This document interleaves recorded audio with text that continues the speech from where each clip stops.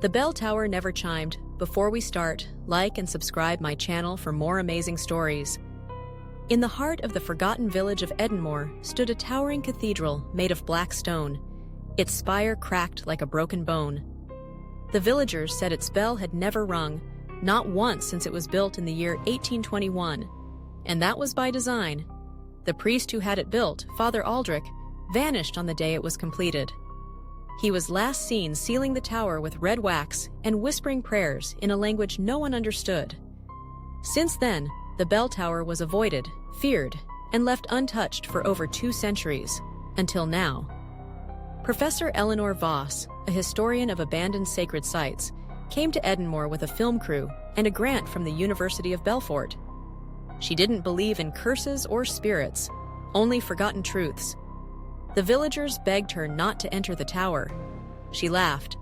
On the first night of filming, her cameraman Lucas noticed the footage came back distorted, only static and a faint sound in the background, a single chime.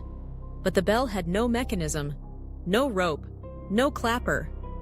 The door to the tower had been rusted shut for over 100 years, until it opened on its own. They went inside.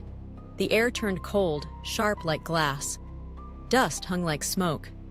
The stairs spiraled up farther than the building should allow. The walls were covered in etchings, names scratched deep into stone with blood and nail.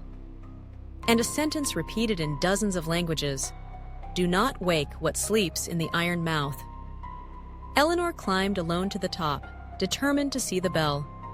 She found it covered in chains and draped in crimson cloth. When she reached out to touch it, the bell pulsed. Not rang, not moved. It breathed. Suddenly, the sky turned black. Time stopped. The villagers began screaming from below. Lucas, still at the base of the tower, saw shadows falling from the sky. Wings, mouths, things with no eyes.